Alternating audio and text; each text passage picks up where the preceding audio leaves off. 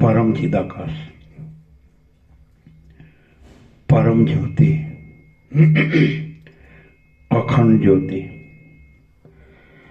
महाचिदाकाश, स्वयं प्रकाश, संपूर्ण प्रकाश, पूर्ण ब्रह्म, अनंत तेजघन, अनंत चितघन, परमाकाश, केवल, अनंत, शुद्ध, तेजघन, परमाकाश, अखिल आत्मा, पूर्ण ब्रह्म, परमात्मा,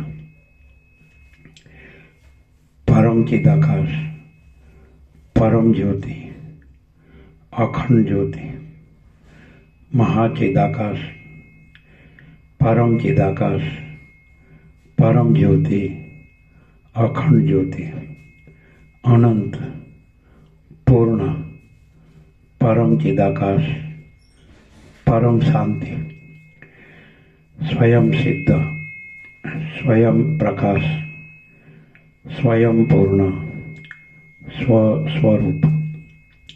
यही सब कुछ है, इसके सिवा कुछ नहीं है। शून्यभास, अनंत कोटि, महाकल्पो है ही नहीं। महाचिदाकाश, स्वयं प्रकाश, संपूर्ण प्रकाश, महाचिदाकाश ज्योति, अनंत, अखंड, अभेद, महाचिदाकाश ज्योति, महातत्व, महासामान्य, महाचिदाकाश, स्वसंवेद्य, सहज निर्विकल्प, महाचिदाकाश, परम कैवल्य, परम शांति, परम चिदाकाश, अनंत, पूर्ण, निरपेक्ष, सत, अनंत, संपूर्ण, अपरिग्रह, निर्भ्रांत, निरपेक्ष। वशिष्ठराम उत्पत्ति प्रकरण राउंड 41वां राउंड।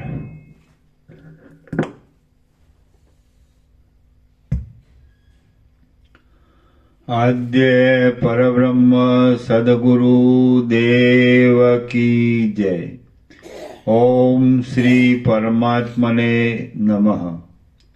सद्ग्रंथों शिरोमणि श्री योगवासिष्ठ महारामायण उत्पत्ति प्रकरण सर्ग 55 पेज नंबर 256 सर्ग 55 जीवोनी विचित्र गति। આ 55માં સર્ગમાં જીવની અને સંસારની ગતિની વિચિત્રતા તથા સૃષ્ટિની આદિથી ઈશ્વરના કર્મને અનુસરીને સ્થિતિ કહેવાશે। આ 55માં સર્ગમાં જીવની અને સંસારની ગતિની વિચિત્રતા તથા સૃષ્ટિની આદિથી ઈશ્વરના કર્મને અનુસરીને સ્થિતિ કહેવાશે। જ્ઞાની લીલા બોલી, હે દેવેશ્વરી, જેવી રીતે પ્રાણીનું મરણ થાય છે તથા જન્મ થાય છે એ વિશે મને વિશેદ બોધ થવા માટે ફરીથી વિસ્તારપૂર્વક કહો। દેવી બોલ્યા, નાડીનો પ્રવાહ બંધ થવાથી શરીરનો વાયુ શાંત થઈ જાય છે, તેથી પ્રાણીનું ચૈતન્ય શાંત થાય છે। પણ જે શુદ્ધ ચેતન છે તે નિત્ય છે અને તેની શાંતિ પણ નથી, તેમ તેનો ઉદય પણ નથી। તે સ્થાવરમાં, જંગમમાં, આકાશમાં, પર્વતમાં, અગ્નિમાં તથા પવનમાં રહેલું છે। કેવળ વાયુનો રોધ થવાથી જ્યારે સ્ફૂર્ણા બંધ થાય છે ત્યારે જડ થયેલો તે પુરુષ મરી ગયો એમ કહેવાય છે। આ પ્રમાણે દેહ શબરૂપ થઈ જાય છે અને પ્રાણવાયુનો મહાવાયુમાં લય થઈ જાય છે ત્યારે વાસના રહિત થયેલું ચેતન આત્મતત્વમાં રહે છે। પુનર્જન્મના બીજની વાસનાવાળા તે અણુ ચૈતન્યને જીવ કહે છે અને તે જ ઠેકાણે શબ્દના ગૃહાકાશમાં રહે છે। પછી વ્યવહારી પુરુષો તેને પ્રેત એવા નામથી કહે છે, પુષ્પના પરાગમાં રહેલી સુગંધને વિશે જેમ વાયુ હોય છે તેમ તે ચેતનમાં પણ વાસના રહી હોય છે. આ દ્રશ્ય દેહનો ત્યાગ કરીને તે જ્યારે બીજા અદ્રશ્ય દેહને પ્રાપ્ત થાય છે ત્યારે તે સ્વપ્નની પેઠે પરલોકમાં ભોગવવા યોગ્ય અનેક પ્રકારની આકૃતિઓ ધારણ કરે છે. તે પ્રદેશમાં પણ તેને પૂર્વના જન્મની પેઠે સ્મૃતિ થાય છે. પછી મરણની મૂર્છા મટી જાય છે એટલે તે પોતાનું બીજું શરીર જુએ છે. તે મરનાર પ્રાણી પોતાના આત્મામાં આકાશમાં રહેલી મેઘની ઘટાની પેઠે આકાશ, ભૂતળ તથા આખું બ્રહ્માંડ જુએ છે, પણ બીજાની દ્રષ્ટિએ તો માત્ર મહાકાશ જ જોવામાં આવે છે. હવે ઉપર જણાવેલા પોતાના 6 ભેદ છે તેમના આ ભેદો સાંભળો. 1. સામાન્ય પાપી. 2. મધ્યમ પાપી. 3. ઉત્તમ પાપી. 4. સામાન્ય ધર્મ કરનાર. 5. મધ્યમ ધર્મ કરનાર અને 6. ઉત્તમ ધર્મ કરનાર. આ 6માંથી કોઈના 1, 2 અથવા 3 ભેદ છે.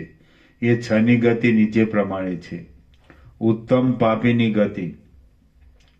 ઉપરના 6માંથી ત્રીજો મહાપાપી 1 વર્ષ સુધી મૂળ થઈને મૂર્છાનો અનુભવ કરે છે અને તેનું હૃદય પથ્થર જેવું જડ થઈ જાય છે. ત્યાર પછી કાળે કરીને તે પાપી જાગ્રત થાય છે અને ઘણા દિવસ સુધી વાસનાના જઠરમાં ઉઠેલા નરકના અક્ષય દુઃખનો અનુભવ કરે છે. હજારો યોનિમાં જન્મ લઈને તે એક દુઃખ ભોગવ્યા પછી બીજું દુઃખ ભોગવે છે અને ત્યાર પછી કોઈ સમયે સંસારરૂપી સ્વપ્ન સંભ્રમમાં શાંતિ પામે છે, અથવા તે મહાપાપીને મરણની વિસ્મૃતિ થાય છે અને પછી જડતાના હજારો દુઃખોથી તે વ્યાકુળ થાય છે અને હૃદયમાં વૃક્ષપણાના જન્મનો અનુભવ કરે છે. આમ વાસના અનુસાર નરકમાં હજારો દુઃખનો અનુભવ કર્યા પછી તે પાછો પૃથ્વીમાં જન્મ ધારણ કરે છે. મધ્યમ પાપીની ગતિ. બીજો મધ્યમ પાપી પોતાના મરણનો મોહ વિસરી ગયા પછી કેટલાક કાળ સુધી પથ્થરની પેઠે જઠરની જડતાનો અનુભવ કરે છે. પછી કાળે કરીને જાગ્રત થયા પછી તે પશુ પક્ષીની યોનિમાં અવતાર ધારણ કરીને સંસારમાં આવે છે.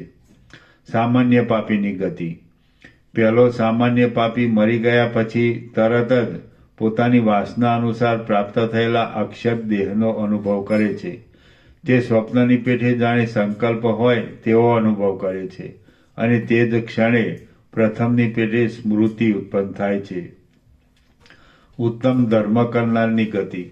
જે મહાપુણ્ય કરનાર છે તે મરણનો મોહ મટ્યા પછી પુણ્યરૂપી વાસનાની જાગૃતિથી સ્વર્ગમાં વિદ્યાધરના નગરનો અનુભવ કરે છે. આમ પુણ્ય ભોગવ્યા પછી તે ઈલાવૃત અથવા કિમ પુરુષ ખંડમાં કર્મનું ફળ ભોગવે છે અને પછી મનુષ્યલોકમાં લક્ષ્મીવાન એવા સજ્જન માણસને ઘેર જન્મ ધારણ કરે છે. સામાન્ય તથા મધ્યમ ધર્મકર્તાની ગતિ. સામાન્ય તથા મધ્યમ ધર્મ કરનાર માણસ મરણ વિસરી જાય એટલે ઔષધિઓ તથા પલ્લવોથી ભરેલ નંદન તથા ચૈત્ર રથાદી વનમાં કિન્નર તથા કિમ પુરુષના શરીરથી જાય છે. એમ છે તબિયત? દવા લીધી? શું કહે છે ડોક્ટર? પ્રોસ્ટેટ વધી ગયું. પ્રોસ્ટેટનો પ્રોબ્લેમ. શું કહે છે? પ્રોસ્ટેટનો પ્રોબ્લેમ છે. તો એનું શું કરવાનું? અત્યારે તો નાની ગોળી આપી, ગોળીથી ચાલશે એમ કીધું. એમ કીધું? હા. બરાબર. ચાલો.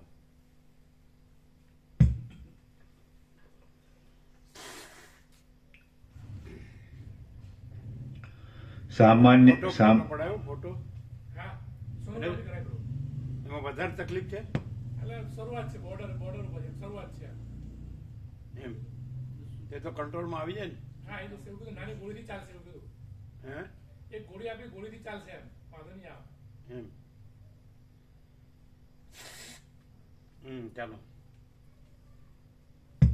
એટલે ફેર લાગે છે? હા. ગોળી અનુકૂળ છે? હા. ચરી પાડવાની ચરી. હા. ચાલો. સામાન્ય તથા મધ્યમ ધર્મકર્તાની ગતિ.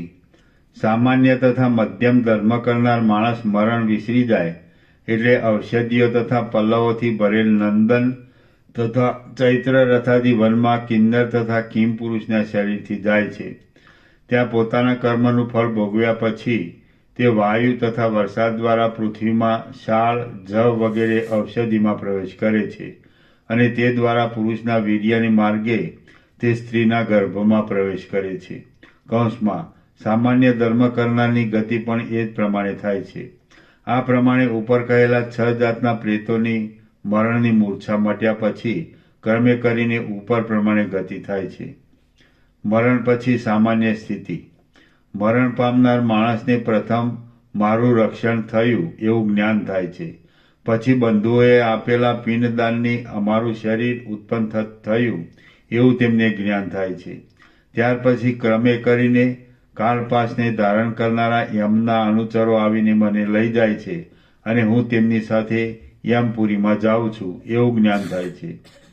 ઉત્તમ પુણ્યવાન માણસ મરણ પામ્યા પછી પોતાના પુણ્યકર્મથી પ્રાપ્ત થયેલ દિવ્ય ઉદ્યાન તથા શોભિતા વિમાનને પોતાની પાસે જુએ છે.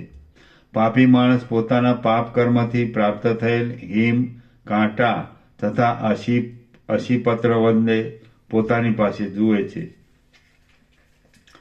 મધ્યમ પુણ્ય કરનાર માણસ આવું અનુભવે છે કે આ મારી પાસે સુખે જવાય તેવી પગદંડી છે. આ શીતળ લીલા ખડ ઉગ્યા છે. આ ગાઢી છાયાવાળી સુંદર વાવ છે. હવે હું આ યમપુરીમાં આવ્યો છું. આ પ્રાણીનું પાલન કરનાર યમરાજ છે અને આ ઠેકાણે યમસભામાં ચિત્રગુપ્ત વગેરે મારા કર્મનો વિચાર કરે છે.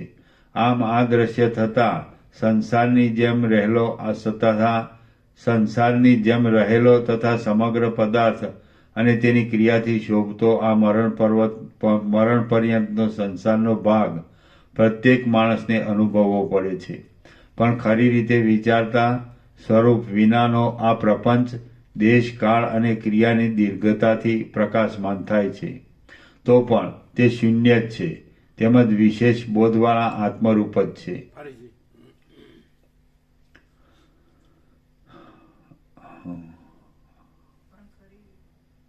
પણ ખરી રીતે વિચારતા સ્વરૂપ વિનાનો આ પ્રપંચ દેશ, કાળ અને ક્રિયાની દીર્ઘતાથી પ્રકાશમાન થાય છે. તો પણ તે શૂન્ય જ છે તેમજ વિશેષ બોધવાળા આત્મરૂપ જ છે. યમરાજે મારા કર્મના ફળ ભોગવવા માટે આ દિશામાં જવાની મને આજ્ઞા કરી છે. હું સ્વર્ગમાં જાઉં છું તથા આ બાજુએ નરક છે. આ મેં સ્વર્ગ ભોગવ્યું છે અથવા આ મેં નરક ભોગવ્યું. આ મેં અનેક પ્રકારની યોનિઓ ભોગવી અને હવે હું સંસારમાં ઉત્પન્ન થયો છું. હવે મારો શાળમાં જન્મ થયો અને હું ફળ રૂપે થયો છું. આવા ક્રમથી મનુષ્યનું શરીર ઉત્પન્ન થયા પછી તે જીવને શાસ્ત્ર અને પુરાણથી ઉત્પન્ન થયેલા બોધ વડે ખબર પડે છે. કૌંસમાં પણ શાળ તથા ફળમાં જન્મ હોય ત્યારે અંતઃકરણની વિચાર શક્તિ હોતી નથી. તેથી તે અવસ્થામાં તેને પોતાના અવતારની ખબર પડતી નથી.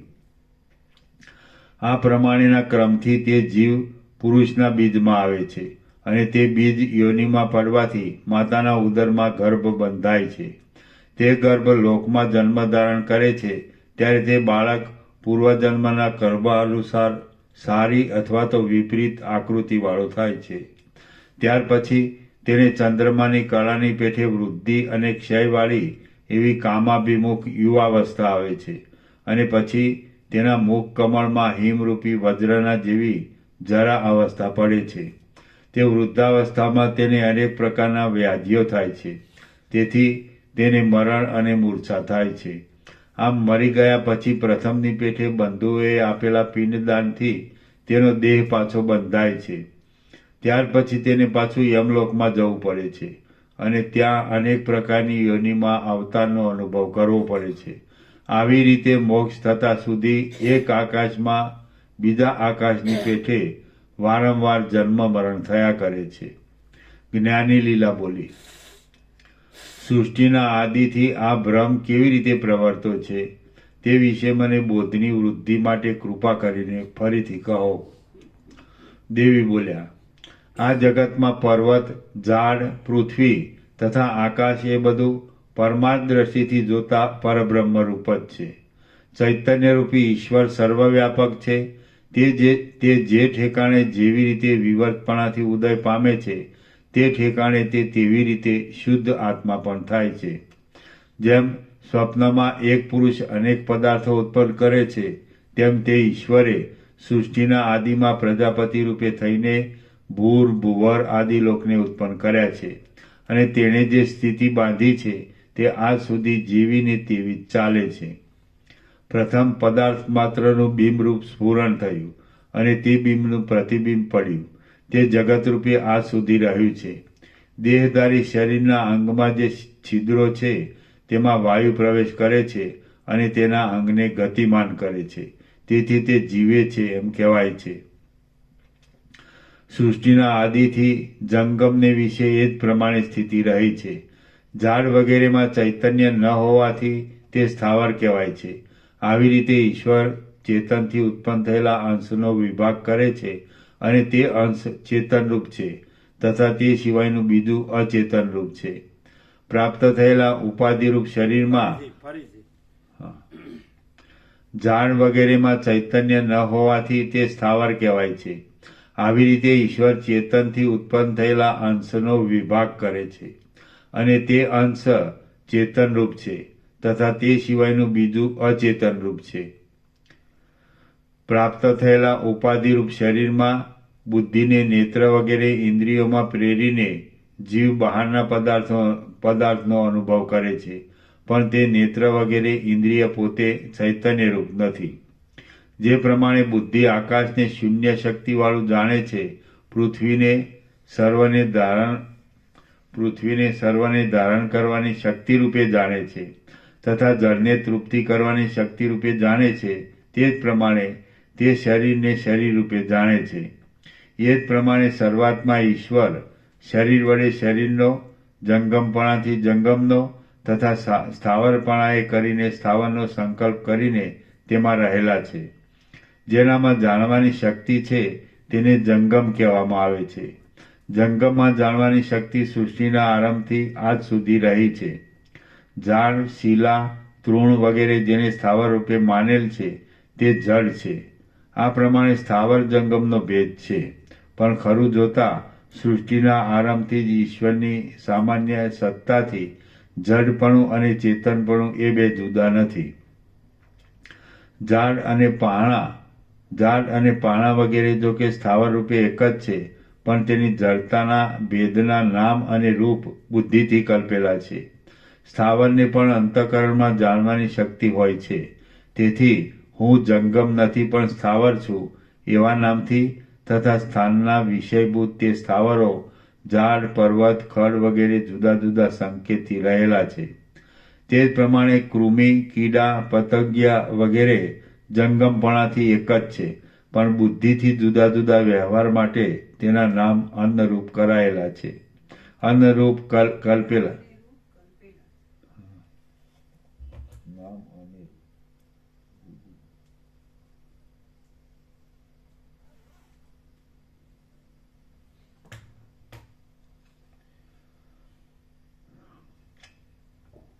તે જ પ્રમાણે કૃમિ, કીડા, પતંગિયા વગેરે જંગમપણાથી એક જ છે, પણ બુદ્ધિથી જુદા જુદા વ્યવહાર માટે તેના નામ અને રૂપ કલ્પેલા છે. તે કૃમિ, કીટ વગેરેને પણ અંતઃકરણમાં જાણવાની શક્તિ રહેલી છે. કદાપી શંકા થાય, અન્ન નહીં, અનેહ, એ પેન્ટિંગમાં ભૂલ છે. હા, અને નામ અને રૂપ છાપેલું ક્યાં છાપેલું છે? અન્ય અન્ન વાંચ્યું ને એ અને છે, અન્ન નહીં. નામ અને રૂપ. હા, નામ અને રૂપ. તે કૃમિ, કીટ વગેરેને પણ અંતઃકરણમાં જાણવાની શક્તિ રહેલી છે. આગળથી તે જ પ્રમાણે કૃમિ, કીડા, પતંગિયા વગેરે જંગમપણાથી એક જ છે, પણ બુદ્ધિથી જુદા જુદા વ્યવહાર માટે તેના નામ અને રૂપ કલ્પેલા છે. તે કૃમિ, કીટ વગેરેને પણ અંતઃકરણમાં જાણવાની શક્તિ રહેલી છે. કૌંસમાં કદાપી શંકા થાય કે સ્થાવર તથા જંગમ એ બંનેમાં જ્ઞાન હોય તો પરસ્પરના વ્યવહારની પરસ્પરને ખબર કેમ પડતી નથી? તો તેના ઉત્તરમાં કહેવાનું કે જેમ ઉત્તર સમુદ્ર તરફના માણસને દક્ષિણ સમુદ્ર તરફના માણસના વ્યવહારની પોતાના જ્ઞાન વિના કંઈ પણ ખબર પડતી નથી, તે જ રીતે સ્થાવર અને જંગમ એ બંને પોતપોતાની સંજ્ઞામાં લીન છે અને એકબીજા પોતપોતાના સંકેતમાં પરાયણ છે. જેમાં શિલાની અંદર રહેલા દેડકાનું તથા બહાર રહેલા દેડકાનું જ્ઞાન અસત તથા જડ છે, તેમાં સ્થાવર અને જંગમને પરસ્પર જ્ઞાન રહેલું છે. ચૈતન્યરૂપી આકાશે પ્રેરેલું ચૈતન્ય સર્વ ઠેકાણે રહ્યું છે અને સૃષ્ટિના આરંભથી સ્ફુરણ કરવાનો ધર્મ વાયુનો છે, તે આજ સુધી તે જ પ્રમાણે ચાલે છે. જ્યાં છિદ્ર છે ત્યાં આકાશ રહેલું છે અને તેમાં જે વાયુ છે તે પદાર્થ માત્રનું, સ્થાવરનું તથા જંગમનું હલનચલન કરે છે. સ્થાવર જંગમ એ બંનેમાં ચૈતન્ય રહેલું છે અને તેમાં વાયુને લીધે કોઈમાં હલનચલન થાય છે તો કોઈમાં થતું નથી. એ પ્રમાણે ભ્રાંતિરૂપ જગતમાં સૃષ્ટિના આદિથી જે પ્રમાણે પદાર્થની સ્થિતિ કરેલી છે તે જ પ્રમાણે વર્ત્યા કરે છે. આ પ્રમાણે વિશ્વના પદાર્થનું સ્વભાવથી થયેલું સત્યપણું તથા અસત્યપણું મેં તને કહી સંભળાવ્યું. હવે મરણ પામતા આ વિદુરથ રાજાને જો. તે પુષ્પથી ડંકાયેલા શબરૂપ પદ્મરાજાના પદ્મકોશમાં પ્રવેશ કરવાની ઈચ્છાથી જાય છે. જ્ઞાની લીલા બોલી, તે કયા માર્ગે શબ મંડપમાં જાય છે? તેને જોતા જોતા આપણે પણ તરત જઈશું. દેવી બોલ્યા, આ હું ચૈતન્યરૂપ બીજા દૂરના લોક તરફ જાઉં છું, એવી રીતે તે રાજા પદ્મ શરીરના અહમ વાસનાના માર્ગનો આશ્રય કરીને જાય છે. માટે આપણે પણ તારી સંમતિ પ્રમાણે જઈએ, કારણ કે એકબીજાની ઈચ્છાનો કોઈ ભંગ કરે તો તેથી સ્નેહ રહેતો નથી. વશિષ્ઠ બોલ્યા, જેમ સૂર્યના ઉદયથી અંધકાર દૂર થાય છે, તેમ સરસ્વતી આ પ્રમાણે કથા કહીને લીલાના સંતાપને દૂર કરતા હતા અને તેના ઉદાર મનમાં ઉપદેશ કરતા હતા. તેટલામાં વિદુરથ રાજા મરણની મૂર્છાથી જડ થઈ ગયો. શ્રી યોગ વાસિષ્ઠ મહારામાયણમાં ઉત્પત્તિ પ્રકરણનો લીલાના આખ્યાન સંબંધી સંસાર સ્મરણાવસ્થા વર્ણન નામનો સર્ગ 55મો સમાપ્ત. સર્ગ 56મો. વાસનાથી રાજાનું યમપુરીમાં જવું અને ત્યાંથી પાછા આવવું. આ 56મા સર્ગમાં તે રાજા વાસનાથી યમરાજાના નગરમાં ગયા. લીલાદેવી તથા સરસ્વતી તેની પાછળ ગયા તથા તે 3 પૂર્વના નગરમાં પ્રાપ્ત થયા એટલી વાત કહેવાશે. વશિષ્ઠ બોલ્યા, એટલી વારમાં તે રાજાના નેત્ર ફરી ગયા, હોઠ સુકાઈ ગયા અને દેહમાં સૂક્ષ્મ પ્રાણ માત્ર બાકી રહ્યા. જૂના પાંદડાના વર્ણ જેવો તેનો વર્ણ થઈ ગયો. તેના મોઢાની કાંતિ ક્ષીણ તથા ફિક્કી થઈ ગઈ. ભ્રમરના શબ્દ જેવો તેનો શ્વાસનો ધ્વનિ થવા લાગ્યો. તેનું મન મહામરણના મૂર્છારૂપી અંધારા કૂવામાં ડૂબી ગયું. નેત્ર વગેરે ઇન્દ્રિયોની બધી વૃત્તિ લીન થઈ ગઈ. ચૈતન્ય વિનાનો તેનો આકાર ચિત્રમાં આલેખ્યો હોય તેવો દેખાવા લાગ્યો. પથ્થરની કોતરેલી પ્રતિમાની પેઠે તેના અવયવો હાલતા ચાલતા બંધ થઈ ગયા. હું તમને વધારે શું કહું? ઝાડ જે સમયે પડવાનું થાય છે તે સમયે તેની ઉપર રહેલા પક્ષીઓ એ ઝાડ મૂકી દે છે, તે જ પ્રમાણે પ્રાણે પણ રાજાના દેહનો ત્યાગ કર્યો. નાસિકામાંથી ઉત્પન્ન થયેલી ઘ્રાણ શક્તિ જેવી રીતે પવનમાં રહેલી સૂક્ષ્મ ગંધને જોઈ શકે છે, તેવી રીતે દિવ્ય દ્રષ્ટિવાળી તે સરસ્વતી તથા લીલાદેવીએ આકાશમાં રહેલા રાજાના જીવને જોયો. તે રાજાની જીવલેખા વાસનાને લીધે આકાશમાં આતિવાહિક પ્રાણ સાથે મળીને દૂર જતી જોવામાં આવી અને જેમ ભમરીનું જોડું વાયુમાં લાગેલી ગંધકળાની પાછળ જાય તેમ સરસ્વતી તથા લીલાદેવીએ તેની પાછળ ચાલવા માંડ્યું. પછી થોડી વારમાં મરણની મૂર્છા શાંત થયા પછી તેણે પોતાના વાસનારૂપ દેહ કરીને સ્વપ્નની પેઠે નીચે પ્રમાણે દીઠું. તે રાજાએ યમરાજના ચાકરો જોયા અને તેઓ તેના શરીરને લઈ જતા હતા. પછી તેના બંધુઓએ પિંડદાન કર્યું, તેથી તેનો દેહ બંધાયો. તે દેહથી તે યજમાનના અતિ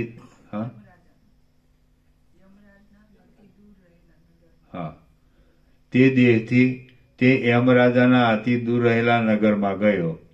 તે નગર ઘણા જંતુઓથી વીંટાયેલું હતું અને પ્રાણીના કર્મના ફળને પ્રકટ કરતું હતું. ત્યાં ગયા પછી યમરાજાએ આજ્ઞા કરી કે આ રાજાના કાંઈ પણ અશુભ કર્મ નથી. નિરંતર આ રાજા નિર્મળ શુભ કર્મ કરનારો છે અને ભગવતી સરસ્વતીના વરદાનથી વૃદ્ધિ પામેલો છે. આ રાજાનો પ્રથમનો દેહ શબરૂપે પુષ્પમાં રહ્યો છે. તે દેહમાં જઈને આ રાજા પ્રવેશ કરે. પછી જેમ યંત્રમાંથી પથ્થરને છોડી મૂકવામાં આવે તેમ યમરાજાએ તરત જ તે રાજાને છોડી મૂક્યો. પછી સરસ્વતી, લીલાદેવી તથા તે રાજાની જીવલેખા એ ત્રણેય ત્યાંથી આકાશ માર્ગે પ્રયાણ કર્યું. તે જીવલેખા સરસ્વતીને તથા લીલાદેવીને દેખી શકતી નથી, પણ તે બંને સ્ત્રીઓ તેને દેખી શકે છે. તેથી તે બંનેએ તેની પાછળ જવા માંડ્યું. તેઓ આકાશ માર્ગનું ઉલ્લંઘન કરીને અને લોકાંતરોને જલ્દી વટાવીને જગત બ્રહ્માંડની બહાર ગયા. પછી બીજા બ્રહ્માંડમાં આવીને તેઓ ભૂમંડળ ઉપર આવ્યા. આમ એ બંને સંકલ્પ રૂપિણી દેવીઓ તે જીવલેખા સાથે પદ્મરાજના નગરમાં આવી અને ત્યાં લીલાના અંતઃપુરના મંડપમાં ગઈ. જેમ વાતલેખા પોતાની મેળે અંબુદ પ્રત્યે આવે છે, જેમ સૂર્યની કાંતિ અંબોધ પ્રત્યે આવે છે અને જેમ સુગંધ પવનમાં આવે છે, તેમ તે સરસ્વતી તથા લીલાદેવી એ બંને તે રાજાના દેહની પાછળ ત્યાં આવ્યા. રામ બોલ્યા, હે બ્રહ્મન, તે રાજા કેવી રીતે શબના ઘર પાસે આવ્યો? તેના મૃત શરીરે કેવી રીતે માર્ગ જાણ્યો? વશિષ્ઠ બોલ્યા, હે રાઘવ, તે શબને પૂર્વના શરીરની વાસનાને લીધે માર્ગ વગેરે સર્વ તેના હૃદયમાં સ્ફુરેલું હતું. તેથી તે કેમ ન જઈ શકે? વડના બીજમાં જેવી રીતે ઝાડ રહેલું છે તેવી રીતે જીવોપાધિના સૂક્ષ્મ અંતઃકરણના ઉદરમાં વાસનાથી ભ્રાંતિ માત્ર બધું રહેલું છે. તેને કોણ ન જોઈ શકે? જેવી રીતે જીવતું શરીર બીજને તથા અંકુરને હૃદયમાં જુએ છે, તેવી રીતે સ્વભાવભૂત ચૈતન્યરૂપ અણુ ત્રૈલોક્ય સમૂહને પોતાના હૃદયમાં જોઈ શકે છે. એક દેશમાં રહેલો મનુષ્ય દૂર દેશમાં કોઈ ઠેકાણે પોતાના ધનને જોઈ શકે છે. તે જ પ્રમાણે હજારો જાતિથી યુક્ત રહેલો અને બ્રહ્મમાં ડૂબેલો હોય તો પણ તે જીવ મનની ભાવના વડે વાસનાથી અંતરમાં રહેલી ઈચ્છિત વસ્તુને જોઈ શકે છે. રામ બોલ્યા, હે ભગવાન, તમે પ્રથમ કહ્યું છે કે પિંડદાનથી વાસનારૂપી દેહ થાય છે, પણ જો જીવની પાછળ પિંડદાન ન થાય તો તે જીવને પિંડદાનની વાસના ન હોવાથી તેનું શરીર કેમ થાય છે? વશિષ્ઠ બોલ્યા, મરણ પામનાર માણસની પાછળ પિંડ આપવામાં આવે કે ન આવે, પણ બંધુઓએ મને પિંડદાન દીધું, એવી મરણ પામનારના મનમાં વાસના થવાથી જ તેને પિંડનું ફળ મળે છે. એના નીચે ટાંચ છે. જીવતા પોતે બીજા મરનારને પિંડદાન કરેલું તથા મરનારની પાછળ પિંડદાનનો રિવાજ નજરે જોયેલો હોવાથી મારી પાછળ પણ મરણ પછી પિંડદાન થશે, એવી માણસને દ્રઢ વાસના થાય છે. મરણ પામનાર માણસની પાછળ પિંડ આપવામાં આવે કે ન આવે, પણ બંધુઓએ મને પિંડદાન દીધું, એવી મરણ પામનારના મનમાં વાસના થવાથી જ તેને પિંડનું ફળ મળે છે. કારણ કે પ્રાણીના ચિત્તમાં જેવો વિચાર હોય છે તેવો તેને અનુભવ થાય છે.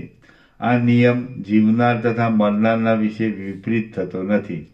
માટે મરણ પામનારને મને બંધુએ પિંડદાન કર્યું છે એવી જો વાસના થાય તો તે પિંડ રહિત હોય તો પણ તેને પિંડનું ફળ મળે છે. પછી પિંડદાન કર્યું નથી એવી જો તેની વાસના હોય તો તેની પાછળ પિંડદાન થયું હોય તો પણ તે પિંડ રહિત છે. મનની ભાવનાથી પદાર્થની સત્યતા જણાય છે અને તે ભાવના કારણભૂત પદાર્થમાંથી ઉત્પન્ન થાય છે. જેવી રીતે ઝેર પણ અમૃતની વાસનાથી માણસને અમૃતરૂપ થાય છે, તેવી રીતે અસત્ય પદાર્થમાં સાચી ભાવના થવાથી તે સત્ય લાગે છે. એના નીચે ટાંચ છે. દોરીમાં સર્પ નથી, તે છતાં તેમાં સર્પની ભાવના થવાથી તે સર્પ રૂપે જેમ જણાય છે, તેમ ખોટામાં સાચી ભાવના થવાથી તે સાચા લાગે છે. કોઈ પણ માણસને કોઈ દિવસ કારણ વગર ભાવના ઉત્પન્ન થતી નથી. ઈશ્વર સ્વયં પ્રકાશ છે. તે ઈશ્વર વિના મહાપ્રલય થતા સુધી કારણ વિના કોઈ કાર્ય થયું હોય એવું જોયું નથી, તેમ સાંભળ્યું પણ નથી. માટે જે શુદ્ધ ચૈતન્ય છે તે જ વાસનાથી સ્વપ્નની પેઠે કાર્યકારણરૂપ અર્થપણાને પામે છે. રામ બોલ્યા, મેં કાંઈ પણ ધર્મ કર્યો નથી. એવી જો પ્રેત મરનારના મનમાં વાસના હોય અને તેના સંબંધીએ તેની પાછળ ઘણો ધર્મ કરી મરનાર પ્રેતને અર્પણ કર્યો હોય તો તે ધર્મ સફળ થાય કે નહીં તે કહો. સંબંધીઓએ ધર્મ કર્યો તે સત્ય છે, માટે તે સફળ થવો જોઈએ.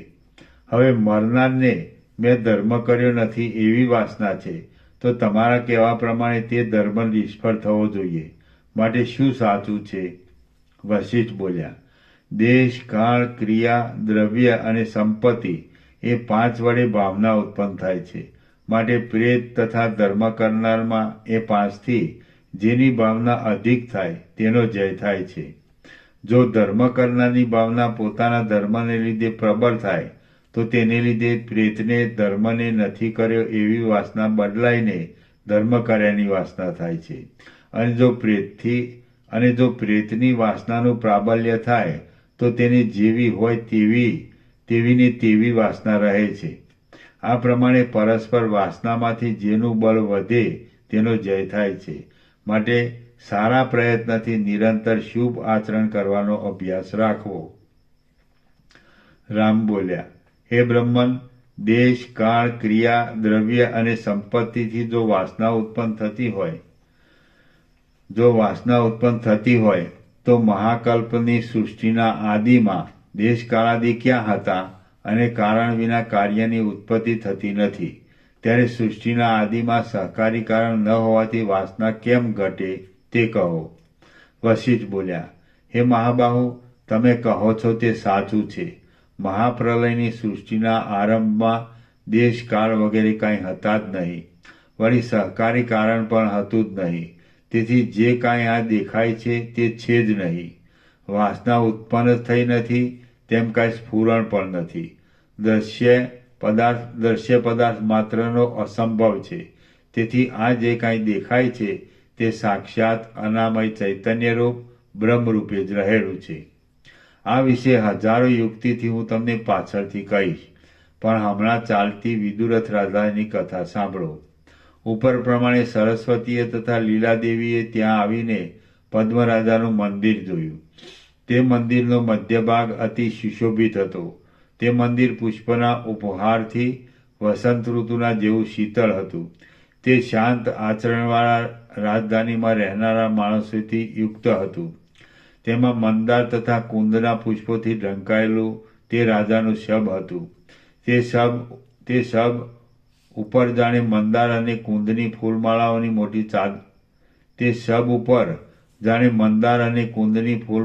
મોટી ચાદર હતી. તે મંદિરમાં શબની શૈયાના અગ્રભાગ આગળ પાણીના પૂર્ણ કુંભ ભર્યા હતા. ત્યાં વાસેલા ઘરના દ્વાર આગળ ગોખમાં કઠિન ભોગળ નાખેલી હતી અને શાંત થતા દીવાના પ્રકાશથી નિર્મળ ભીંતો શ્યામ લાગતી હતી. ઘરના એક ભાગમાં માણસો સૂતા હતા અને તેમના મુખનો શ્વાસ ચાલ્યો આવતો હતો. તે મંદિર પૂર્ણ કળાવાળા ચંદ્રના ઉદયથી શોભતું હતું. સૌંદર્યથી તેણે ઇન્દ્રના મંદિરની સમૃદ્ધિને પણ પરાભવ આપ્યો હતો. ભગવાનની નાભીમાંથી ઉત્પન્ન થયેલા કમળના મધ્યભાગના જેવી તે મંદિરની અંદરની શોભા હતી. કોઈ પણ પ્રાણીનો શબ્દ ન હોવાથી તે મંદિર શૂન્ય જણાતું હતું અને ચંદ્રના જેવું મનોહર જણાતું હતું. શ્રી યોગ વાસિષ્ઠ મહારામાયણમાં ઉત્પત્તિ પ્રકરણમાંનો લીલાના આખ્યાન સંબંધી મરણ શયન અંતર પ્રેત વ્યવસ્થા નામનો સર્ગ 56મો સમાપ્ત. સર્ગ 57મો. બીજી લીલાનું દર્શન અને સ્વપ્ન વિચાર. આ 57માં સર્ગમાં સરસ્વતી તથા લીલાએ બીજી લીલાને દીઠી. એમાં લીલાના દેહનું મિથ્યાપણું તથા યોગીના શરીરનો આતિવાહિકથી ઉદય કહેવાશે. વશિષ્ઠ બોલ્યા, ત્યાર પછી સરસ્વતી તથા લીલાદેવીએ ત્યાં તે શબ્દની શૈયાની એક બાજુ પર લીલાને જોઈ. તે વિદુરથ રાજાથી આગળ મરણ પામી હતી અને અહીં આગળથી આવીને રહી હતી. તે લીલાદેવીનો વેશ, આચાર તથા દેહ પ્રથમના જેવો જ હતો. પ્રથમના જેવી જ તેની વાસના હતી અને તેનો આકાર પણ પ્રથમના જેવો જ હતો. તેનું શરીર સર્વાંગે સુંદર હતું. તેના અંગોની ચેષ્ટા પણ પ્રથમના જેવી જ હતી. વસ્ત્ર તેમજ આભૂષણ પણ પ્રથમના જ હતા. માત્ર ફેર એટલો જ હતો કે તે પ્રથમ વિદુરથ રાજાના ભુવનમાં હતી અને હાલમાં પદ્મ રાજાના ભુવનમાં હતી. તે લીલાદેવી હાથમાં ચામર ધરીને રાજાને સારી રીતે વાયુ ઢોળી રહી હતી અને ચંદ્રના ઉદયથી અંતરિક્ષ શોભે તેમ તે પૃથ્વીના તલને શોભાવતી હતી. મૌન રહેલી તે પોતાના ડાબા હાથ ઉપર મુખકમળને રાખીને નમેલી હતી. ઘરેણાના કિરણથી તે લતા અને પુષ્પથી પ્રફુલ્લિત થયેલી વનસ્થળીના જેવી લાગતી હતી. તે જાણે પોતાની દ્રષ્ટિથી દિશામાં માલતી પુષ્પો તથા કમળનો વરસાદ કરતી હોય અને પોતાના લાવણ્યથી તે જાણે આકાશમાં ખંડિત થયેલા ચંદ્રમાને પાછી ઉત્પન્ન કરતી હોય એવી જણાતી હતી. તે રાજાના આત્મારૂપી વિષ્ણુની પાસે લક્ષ્મી હતી. પુષ્પના સંભારમાંથી ઉત્પન્ન થયેલી પુષ્પાકાર શોભા જેવી તેની શોભા હતી. તેની દ્રષ્ટિ પોતાના પતિના મુખ ઉપર હતી. તે પોતાની ઈચ્છા પ્રમાણે ચેષ્ટા કરતી નહોતી. મ્લાન થયેલા ચંદ્ર વડે જેવું રાત્રિનું મુખ કરમાઈ જાય છે તેવું તેનું મુખ કાંઈક કરમાયેલું જણાતું હતું. સરસ્વતી તથા લીલાદેવીએ આ પ્રમાણે રહેલી એ લીલાદેવીને દીઠી, પણ તે લીલા તે બંને દેવીઓને દેખી શકતી નહોતી. કારણ કે સરસ્વતી તથા લીલાદેવી પ્રબુદ્ધ આત્માવાળા તથા સત્ય સંકલ્પવાળા હતા. ત્યારે આ લીલા તે પ્રમાણે નહોતી. રામ બોલ્યા, તે દેશમાં તે પ્રથમની લીલા પોતાનો દેહ રાખીને ધ્યાન વડે સરસ્વતીની સાથે ગઈ હતી એમ પ્રથમ વર્ણન કરેલું છે. પણ પાછું તે લીલાના દેહનું શું થયું તે કાંઈ કહ્યું નથી. માટે તેનું શું થયું તથા તે ક્યાં ગઈ તે કહો. વશિષ્ઠ બોલ્યા, તે લીલાનું શરીર છે જ ક્યાં અને તેની સત્યતા ક્યાં છે? માત્ર મરુ દેશમાં જેમ જળની ભ્રાંતિ થાય છે તેમ ભ્રાંતિ થઈ હતી. આ આખું જગત આત્મારૂપ જ છે. માટે દેહાદી કલ્પના કેમ ઘટે? જે આ જોવામાં આવે છે તે આ સચ્ચિદાનંદ બ્રહ્મનું સ્વરૂપ છે. જે આ જોવામાં આવે છે તે આ સચ્ચિદાનંદ બ્રહ્મનું સ્વરૂપ છે. સૂર્યના તેજથી જેમ હિમ ગળી જાય છે તેમ લીલાનું શરીર પરમાત્માના બોધથી ક્રમે કરીને પરબ્રહ્મમાં પરિણામ પામી ગયું. દોરીમાં જેવી રીતે સર્પની ભ્રાંતિ થાય છે તેવી રીતે આતિવાહિક દેહને કાળે કરીને ભ્રમ થવાથી આધિભૌતિક દેહ છે. આધિભૌતિક દેહ છે એવી ભ્રાંતિ થાય છે. આતિવાહિક દેહ વડે ભૂમિ વગેરે જે દ્રશ્ય પદાર્થ જોવામાં આવે છે તેનું આધિભૌતિક નામ પાડેલું છે. પણ ખરું જોતા પૃથ્વી વગેરે આધિભૌતિક પદાર્થ છે જ નહીં.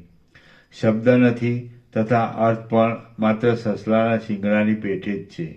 માત્ર આત્મા એ જ સત્ય છે. કોઈ માણસને સ્વપ્નાવસ્થામાં પોતાનું હરિણ છે એમ ભ્રાંતિ થઈ, પછી જાગ્રત અવસ્થામાં તેમનું હરિણપણું મટી જાય છે ત્યારે તે મૃગને શોધતો નથી. તેમ અસત્ય વસ્તુ ભ્રાંતિથી સાચી લાગે પણ ભ્રાંતિ મટ્યા પછી તેમ થવા સંભવ નથી. જેવી રીતે ભ્રમથી દોરડીમાં સર્પબુદ્ધિ થાય છે અને ભ્રમનો નાશ થયા પછી સર્પબુદ્ધિ મટી જાય છે, તેવી રીતે સત્ય જ્ઞાનનો ઉદય થયા પછી અસત્ય જ્ઞાન મટી જાય છે. આ બ્રહ્માંડમાં રહેલી સ્થૂળ ભ્રાંતિ અજ્ઞાની માણસના સમૂહમાં કારણ વિના માત્ર મિથ્યા પ્રસિદ્ધિ પામી છે. બાળક પોતે ફૂદડી ફરે છે ત્યારે તેની આખી પૃથ્વી ફરતી હોય એમ જણાય છે. તેમ સ્વપ્નની પેઠે સૃષ્ટિનો અનુભવ કરતો રહેલો દેહાત્મા ઘણીવાર જન્મ મરણ પામે છે. રામ બોલ્યા, હે બ્રહ્મન, જો યોગીને આધિભૌતિક દેહપણું ન હોય તો જીવિત અવસ્થામાં તથા મરણ પછી તેનો આતિવાહિકપણાને પામેલો દેહ કેવો દેખાય છે તે કહો. વશિષ્ઠ બોલ્યા, સ્વપ્નમાં જે પ્રમાણે પૂર્વનો દેહ શેષ રહ્યા વિના એક દેહનો ત્યાગ કરીને બીજા દેહની પ્રાપ્તિ થાય છે તે પ્રમાણે એ આતિવાહિક દેહમાં પણ એક દેહમાંથી બીજા દેહની પ્રાપ્તિ થાય છે. તે અનિત્ય છે. તડકામાં રહેલા હિમના કણો અને શરદ ઋતુના આકાશમાં રહેલો મેઘ જેમ દ્રશ્ય છતાં અદ્રશ્ય છે, તેમ યોગીનો દેહ પણ દ્રશ્ય છતાં અદ્રશ્ય છે. આકાશમાં ઉડતા પક્ષીને જેમ તેના વેગથી બીજું પક્ષી જોઈ શકતું નથી, તેમ યોગીના દેહને બીજા યોગીઓ પણ જોઈ શકતા નથી. અથવા પોતાની વાસનાના ભ્રમથી જ કોઈ માણસ કોઈ સમયે યોગીના દેહને મરી ગયેલો દેખે છે તથા જીવતો પણ દેખે છે. પણ ભ્રાંતિનો નાશ થયા પછી જેવી રીતે દોરીમાંથી સર્પ બુદ્ધિ મટી જાય છે, તેવી રીતે જ્ઞાનનો ઉદય થવાથી જીવિત દશામાં પણ તે દેહાદી ભ્રાંતિ માત્ર છે એમ જાણે છે. ખરું જોતા દેહ કોણ છે, કોની સત્તા છે અને કોનો કેમ નાશ થાય છે?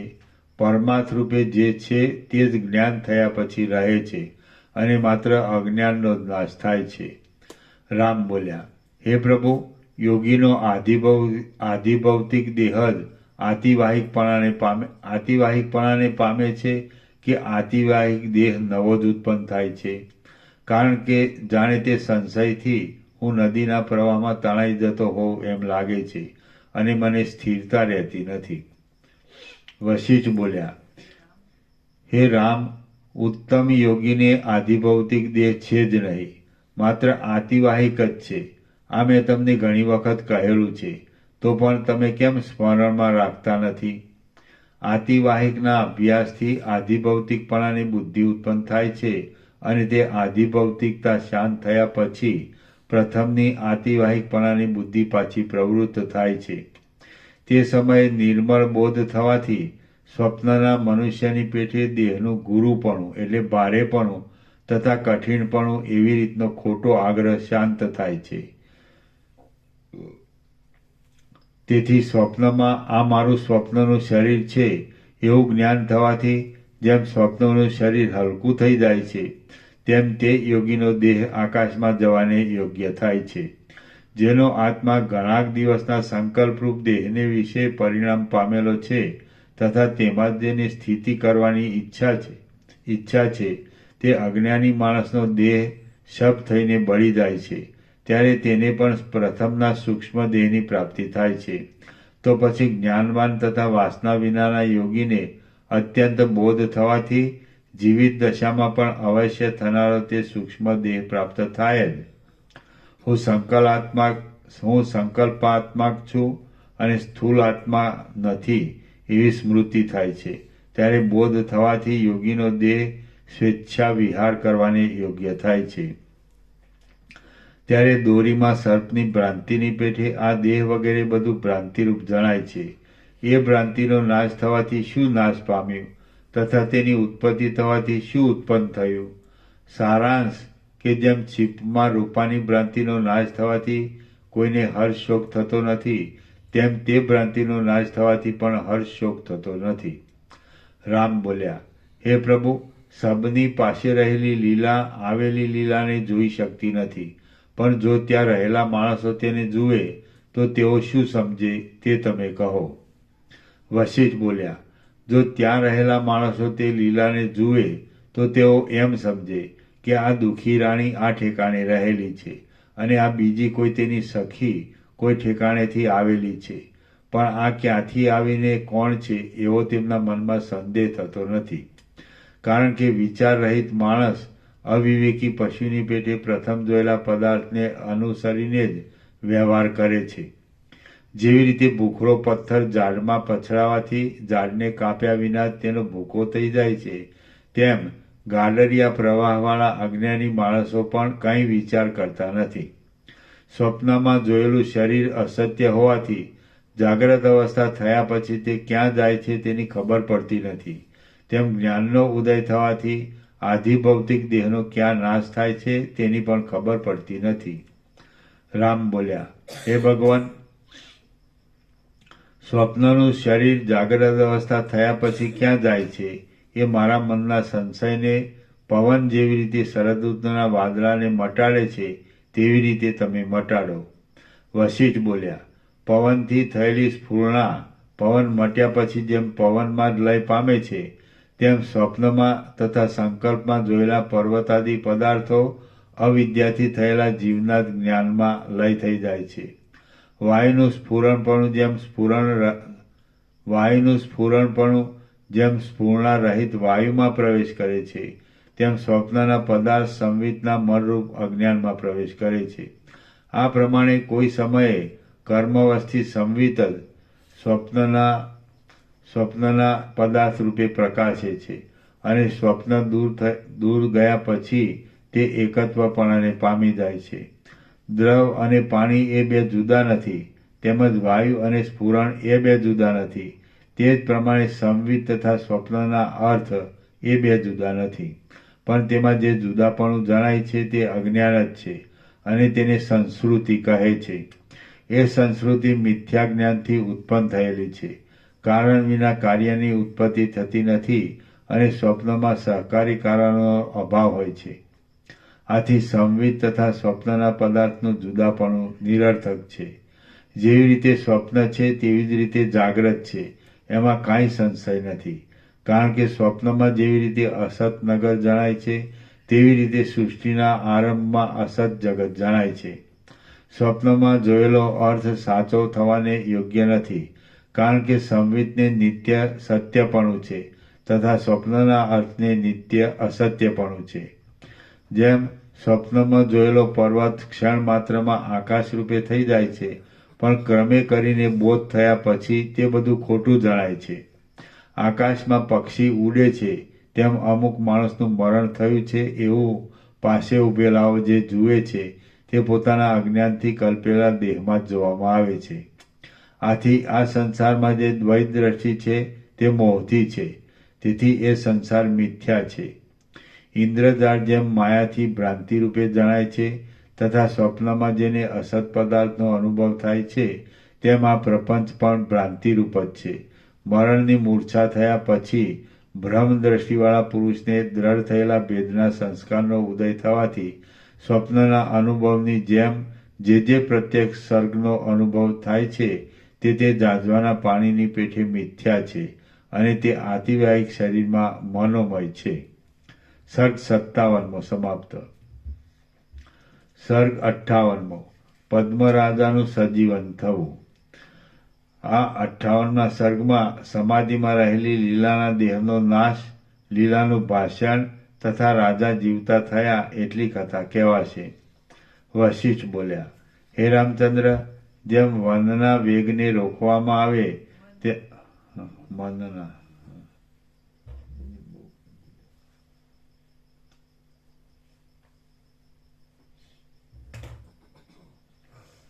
વશિષ્ઠ બોલ્યા, હે રામચંદ્ર, જેમ મનના વેગને રોકવામાં આવે તેમ સરસ્વતીએ વિદુરથ રાજાના જીવને સંકલ્પ વડે રોકી દીધો. લીલા બોલી, હે દેવી, આ રાજા સબરૂપે રહ્યા અને હું સમાધિમાં રહી, તેને કેટલો વખત થયો તે તમે મને કહો.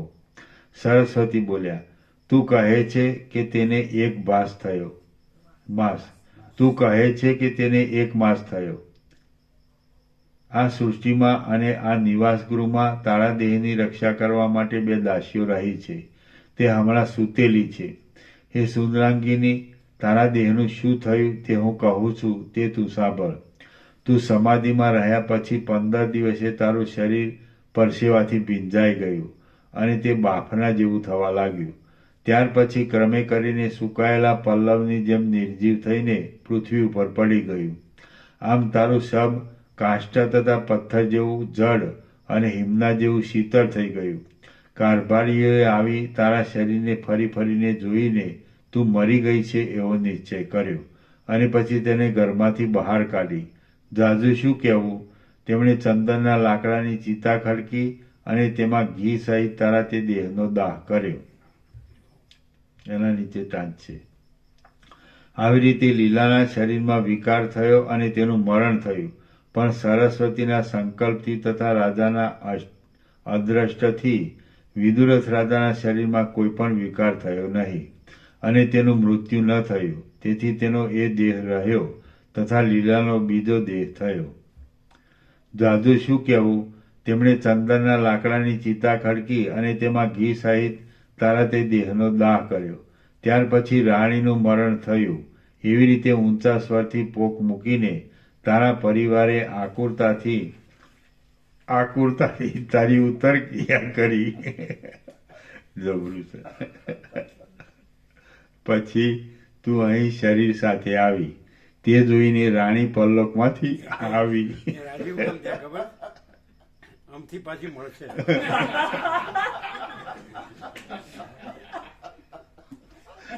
એ તમે બેંકમાં રાખી મૂક્યા જ છે. પાછા દાગીના બનાવી દઈશું.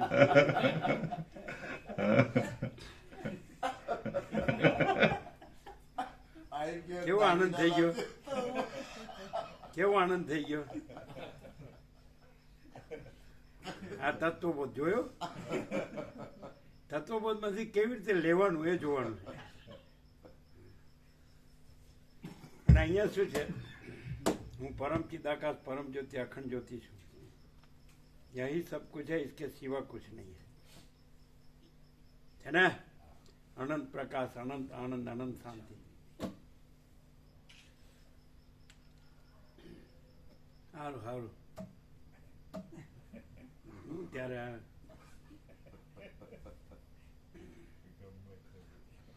ગમે એવી સરસ્વતી સમજાવે ને એને સમજવાનું એ જ સમજે.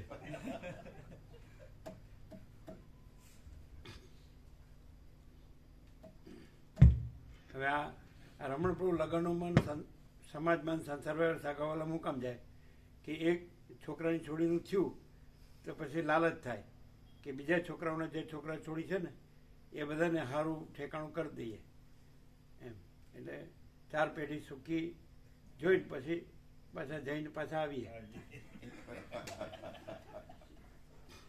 શું કામ જવાનું?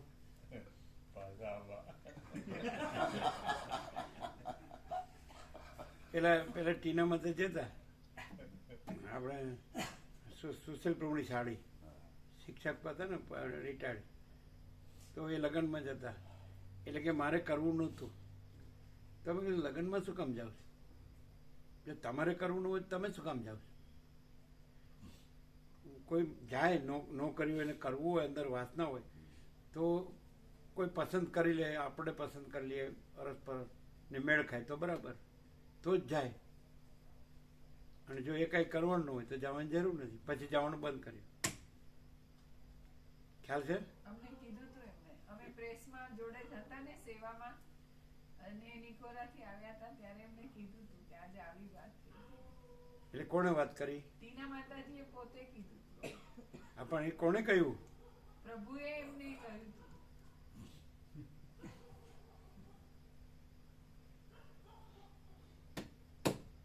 તો ગોવા પ્રભુ એમ કે છે તમે ભગા ગોસ્વામીના લગ્નમાં ગયા હતા.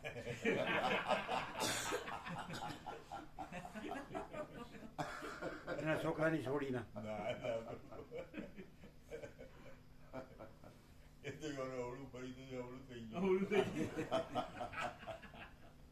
કઈ રીતે?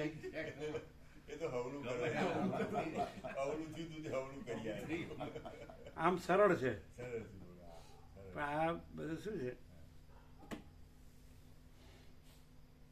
આમ કાંઈ વિચારો નથી, સહજ છે. આ કાંઈ જે આ તમે જુઓ છો એ કાંઈ થયું જ નથી, છે જ નહીં. અને જે ચૈતન્ય છે એ તો અનંત સુધી ચિદાકાશ એક જ છે, એ જ છે. પછી ચૈતન્ય છે તો ત્યાં તમે આ કોઈ ભ્રાંતિ ન જોડો એટલે એ અનંત સુધી ચિદાકાશ જ છે. સમજે? એટલે હળવદના બ્રાહ્મણો છે ને એમના ઈષ્ટ સદાશિવ છે અને સદગુરુ આદિ શંકરાચાર્ય છે. સમજે? પણ છોકરાને છોડી મળતી નથી. ચિદાનંદ રૂપો શિવોહમ શિવોહમ. છોકરાને છોડી મળતી નથી. ચિદાનંદ રૂપો શિવોહમ. અને આ તમારી તો આ તમારા દેશનું ગોલ્ડન જ્યુબિલી.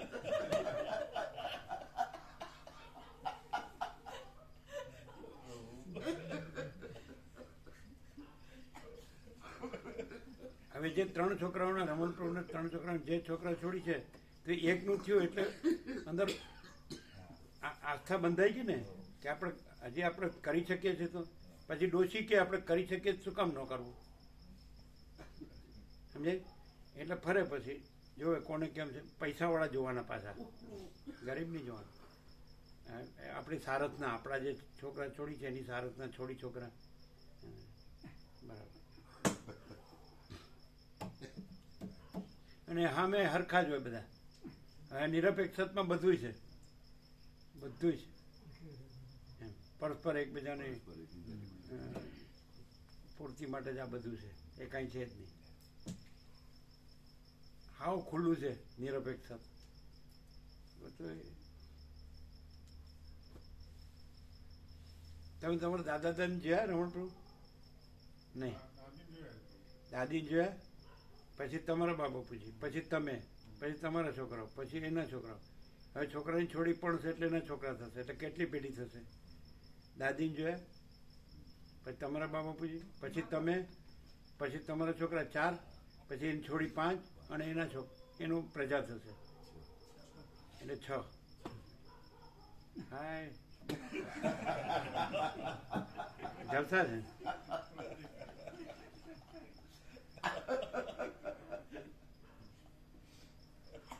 આને હું કે અને બોલવાનું ચિદાકાશ. ચાલો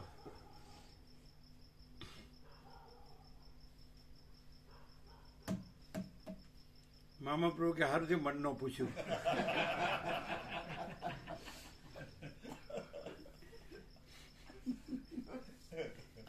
ચાલો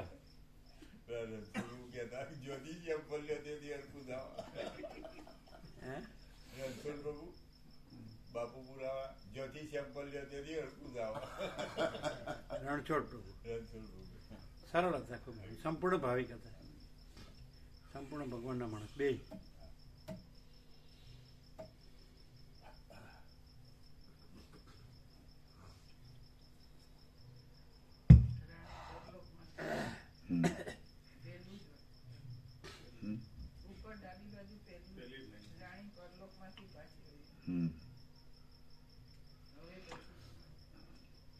હવે પછી તું અહીં શરીર સાથે આવી તે જોઈને રાણી પરલોકમાંથી આવી એમ જાણી લોકોને ઘણું આશ્ચર્ય લાગશે.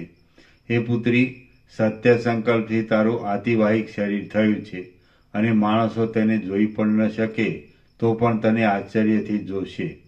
હે બાળા, દેહમાં તારી જેવી વાસના હતી તેવો તારો આકાર છે, માટે તારું જ રૂપ પૂર્વના રૂપ જેવું પ્રગટ્યું છે. બાળકને ભૂતની વાસના થાય છે તો તે ભૂતને દેખે છે. તે જ પ્રમાણે દરેક માણસ પોતાની જેવી વાસના થાય તે અનુસાર જુએ છે. હે તત્વનિષ્ઠ સુંદરી, એટલે હું પરમ ચિદાકાશ પરમ જ્યોતિ અખંડ જ્યોતિ છું. એ કઈ સત્ય સંકલ્પ નથી કે વાસના નથી, એ કેવળ સ્વરૂપ છે. ખ્યાલ આવે? અને એ જ છે, બીજું નથી, છે બીજું થતું નથી. ખ્યાલ આવે? પણ હવે જે કાંઈ નથી એવી ભ્રાંતિ છે, એના તમે જે જીવ જગત છો તો એમાં જીવ જગત ભ્રાંતિથી અહીંયા જીવ જગત ભ્રાંતિ દેખાય છે.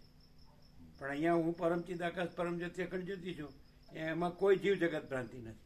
આય નહીં ને કોઈ નહીં. ખ્યાલ આવે? પણ હવે આ કેમ ન સમજાય અને કેમ પોતાની જીવ દરેકને પોતાની જીવ જગત ભ્રાંતિ જ સાચી લાગે? એનું સમાધાન કેવી રીતે આપે કે પેલા સમષ્ટિ જીવ બતાડે ઈશ્વર, અને સમષ્ટિ હિરણ્યગર્ભ બતાડે, સમષ્ટિ વિરાટ બતાડે, એનાથી આનો અંશ બતાડે. એટલે પછી એ સમષ્ટિનો બાધિત છે એમ કે ચિદાકાશમાં, માટે વ્યષ્ટિ બાધિત છે એટલે ચિદાકાશ જ છે એમ કરીને સમજાવે અધ્યારોપ અપવાદથી વિવર્તથી એમ. પણ હવે આ સમજે તો ઓહો, તો શું વાત છે, શું જોવે?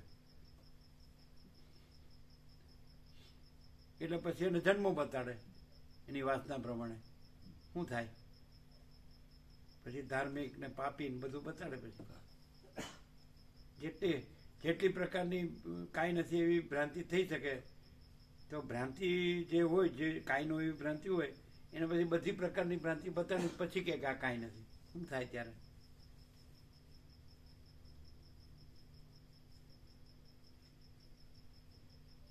ચલો થવા દે. ખ્યાલ આવે છે? એટલે પાછો ચોર કોટવાનો દંડ એવું કરે. તમે ઘડીકમાં કહો છો ને કોઈ ભ્રાંતિ નથી, પાછું કહો છો આ સમષ્ટિ ભ્રાંતિ છે ને એનો વ્યષ્ટિ ભ્રાંતિ છે, સમષ્ટિ નથી ને પછી વ્યષ્ટિ નથી. તો કે એ મૂર્ખા તારે માટે કહું છું, સમજે નહીં ને. હાલા પછી એમ કે તમે નથી કહીને પાછું કહો છો ભ્રાંતિ નથી ને પાછી ભ્રાંતિ કહો છો. અલે તને કહું છું નથી. ચાલો.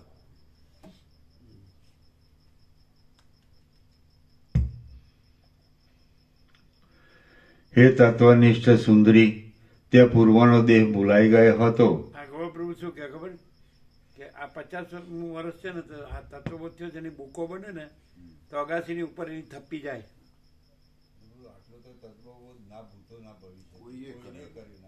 ચાલુ કરજો.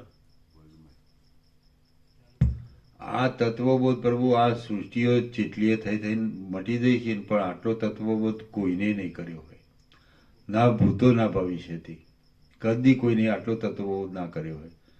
બધા મહાપુરુષોનો પ્રભુને કન્ફર્મ કરવા માટે સદગ્રંથો આપ્યા ને, તો બધામાં જોઈએ છે તો કોઈને અમુક વર્ષ, કોઈને થોડો એવી રીતે. આટલો બધો સતત 50 વર્ષ એટલે શું? રાતનો દિવસ પ્રભુ, કોઈ કલાકની ગણતરી, કોઈ દિવસની ગણતરી નહીં, કોઈ રાતની ગણતરી નહીં, એવો કોઈ સમય કે સ્થળ કશું નહીં, અખંડ એકદમ. તો માની લો કે ભ્રાંતિ સાચી માનીને જે બધા સાંભળતા હોય કે વાંચતા હોય કે સમજતા હોય, તો એને હાવ કાંઈ ન થાય? થાય પ્રભુ, ચોક્કસ થાય. ના થાય? થાય, ચોક્કસ થાય. ના થાય એવું બને જ નહીં કદી. એટલું થાય કે હવે આપણે બધું જાણી લીધું એટલે આપણે જે કરતા હોય એ કરીએ. ના, એવું ના થાય.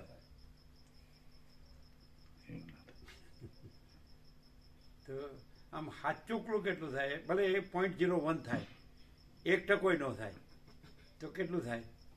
100%ની વાત છોડી દો, 75ની છોડી દો, 50ની છોડી દો, 25ની છોડી દો, 10%, 5% છોડી દો, 1% નહીં, 0.01% સાચુકલું કેટલું થાય? આપણે વાતો કરીને કોઈના આગળ બકવાસ કરતા હોય ને તો એમ થાય કે આ ખાલી બકવાસ જ છે. પોતાને એમ થાય કે ખાલી બકવાસ છે. એકચ્યુઅલી રિયાલિટી તો શું છે એ પ્રભુએ પૂરો ઉઘાડ કર્યો છે, એટલે એ જ સત્ય છે અને બકવા બધા ખોટા છે. એ વાસ્તવિક અને રિયાલિટી છે. તમે શું કહો? અમે આજે કંઈ પણ સદગ્રંથો કે સત્પુરુષોથી સાંભળેલું હોય કે ચિદાકાશ એવી કંઈક વસ્તુ છે, એટલું અમે એવી ભ્રાંતિથી અહીં આવ્યા હોઈએ. હું ને સંસાર જગત સાચું લાગતું હોય અને એમાં અમે આટલું સાંભળીને આવ્યા હોઈએ કે ચિદાકાશ એક સત્ય, પરમ સત્ય છે, પણ એ અમારા માટે ઘણું દૂરનું હોય, ત્યારે અમે આ પ્રકાશ મળે એટલે અમને એ ચિદાકાશ સાક્ષાત અનુભવમાં આવે કે જે એ લોકોએ વર્ણન કર્યું હોય એ પ્રત્યક્ષ અહીંયા અનુભવમાં જ આવે. અને આખા પ્રભુ એ જ છે, બીજું નથી. એમાં આ હું કે હું જે કંઈક માનતો કરતો રહેતો કરતો હોઉં એ કાંઈ નથી એવો ક્લિયર થાય અને એ સ્વરૂપની શાંતિનો લાભ થાય. અંદરથી એનું હું ને ભ્રાંતિ બધું જીરો છે અને પ્રભુ જ આખા અખંડ પ્રકાશે છે એવો ક્લિયર. તમે નથી કીધું કે એને જો સત્શાસ્ત્ર સદગ્રંથ બને તો એની થપ્પી અગાસી ઉપર જાય. એટલું થયું છે ને? બીજું એમાં એટલું જ હજી ઓછું પડે થોડું. આજ સુધી અમે પુસ્તક મેળામાં ઘણા બધા બુક્સ જોઈ, બુક્સ આમ જે છાપેલા સદગ્રંથો જેની સંખ્યા કહી શકાય એવી અનંત, પણ એ બધામાં આ પ્રકાશ જે કેવળ પ્રકાશ છે, આમાં કોઈ ભેળસેળ નથી. અને બીજા બધા બુક્સમાં કે કંઈ પણ હોય ને એમાં ભ્રાંતિનું આમ મિશ્રણે હોય અને ઘણીવાર તો એ ભ્રાંતિ જ સાચી એવું આવે અને કેવું આવે? એ ભ્રાંતિ જ સાચી અને ચિદાકાશ સાઈડમાં રહી જાય. આ જે સદગ્રંથ બને ને એ સંખ્યામાં તો અનંત હોય જ, પણ એનો પ્રકાશ પ્યોર એન્ડ શ્યોર સ્વયં પ્રકાશ પોતે જ હોય. એ પછી સદગ્રંથ રૂપ ન હોય. આવનાર તો આવીને વયો જાય કે થોડુંક લઈને વાંચીને સાંભળીને એને કઈ થાય ખરું? હા થાય, કેમ કે બધે એ તો આખો એમાં રહ્યો હોય અને આમાં તો ખાલી આવીને જતો જ ઉડતી વિહંગાવ લોકો ઉડતી નજરે. હા, એમાં સમય કે એનું કામ જ નથી. પ્રભુ જે છે પરમાકાશ અખિલ આત્મા, એટલે બધાના આત્મા પ્રભુ જ છે. એટલે ત્યાં આ પ્રકાશ ત્યાં સ્પર્શ કરે અને થોડી વાર આવ્યો હોય કે વધારે વાર, પણ આ પ્રકાશ પોતે પ્રગટે એવું થાય.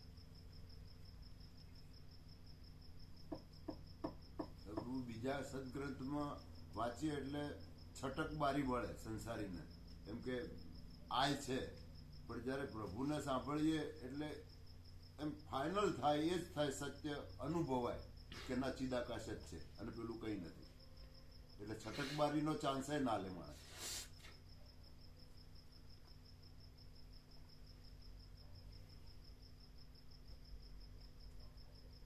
ચલો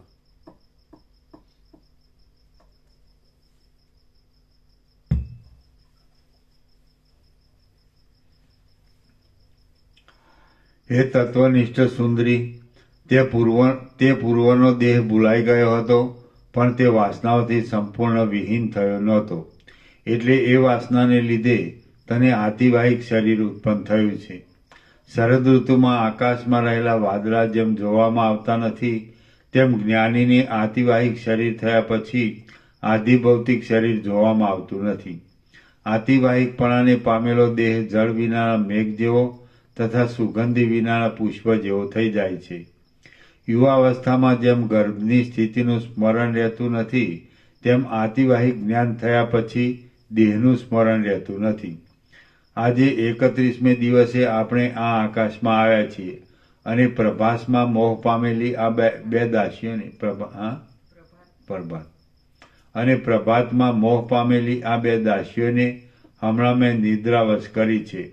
માટે હે લીલા, ચાલો હવે આપણે સત્ય સંકલ્પના વિલાસ વડે આ લીલા રૂપે દ્રશ્ય થાઓ અને વ્યવહાર પાછો ચાલુ થાઓ. વશિષ્ઠ બોલ્યા. પછી અમને બંનેને લીલાદેવી ભલે જુએ એવું સરસ્વતીએ ચિંતવન કર્યું. ત્યાં તે બંને અદ્રશ્ય થયા. ત્યાં તે બંને દ્રશ્ય થયા અને તે મંદિરમાં પ્રકાશ થયો. એટલે વિદુરથ રાજાની પાસે રહેલી આકુળ નેત્રવાળી લીલા તે તેજના પુંજથી પ્રકાશ પામતા પોતાના ઘરને જોવા લાગી. તે સમયે તે મંદિર ચંદ્રકાંત મણિના દ્રવથી શીતળ થયેલી જ્વાળાને કાંતિને લીધે ચંદ્રબિંબમાંથી કોતરેલું હોય તેવું જણાતું હતું. વળી તે મંદિરની ભીંતો એ પ્રભાના પ્રવાહીથી રસેલી હતી, તેથી તે જાણે સોનાના રસથી લીંપેલી હોય એવું દેખાતું હતું. આવી રીતે તે લીલા પોતાના મંદિરને જોઈ રહી હતી. ત્યાં તેણે પોતાની પાસે સરસ્વતીને તથા લીલાદેવીને જોયા. તે ગભરાઈને ઊભી થઈ ગઈ અને તેમના પગમાં પડી કહેવા લાગી કે હે જીવન દેનારી દેવીઓ, તમારા બંનેનો જય હો. તમે મારું કલ્યાણ કરવા માટે જ આવેલા છો અને તમારા માર્ગને શોધનારી હું અહીં પ્રથમથી આવી છું. આમ કહીને લતા જેમ મેરુ પર્વતના શિખર ઉપર બેસે તેમ તે ત્રણેય માનવંતી મત યુવતીઓ આસન ઉપર બેઠી. સરસ્વતી બોલ્યા, હે પુત્રી, આ દેશમાં તું કેવી રીતે આવી? માર્ગમાં કંઈ આશ્ચર્ય થયું હોય તો તે ક્યાં થયું અને ક્યાં જોયું એ બધું આરામથી મને કહે. વિદુરથની લીલા બોલી, હે દેવી, વિદુરથ રાજના ગૃહ પ્રદેશમાં બીજા ચંદ્રની કળા જેવી હું કલ્પાંતરૂપી જ્વાળાઓથી હણાઈ ગઈ હતી અને મને મૂર્છા આવી ગઈ. ચપળ પાપણવાળા નેત્ર મીંચાઈ ગયા અને મને મારા સમ વિષમની કાંઈ પણ ખબર રહી નહીં. પછી હે પરમેશ્વરી, મરણની મૂર્છા મટી અને જ્યાં હું જોવા લાગી ત્યાં મેં મારો દેહ ભૂતાકાશમાં ઉડતો જોયો. તે ભૂતાકાશમાં હું વાયુરૂપી રથમાં બેઠી અને તે રથમાં હું આ મંદિરમાં ગંધલેખાની પેઠે આવી છું.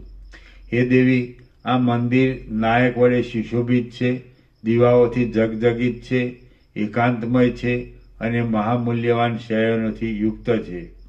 જેમ વસંત પુષ્પવનમાં શયન કરે તેમ આ મારા પતિ વિદુરથ રાજાને હું પુષ્પમાં સૂતેલો જોઉં છું.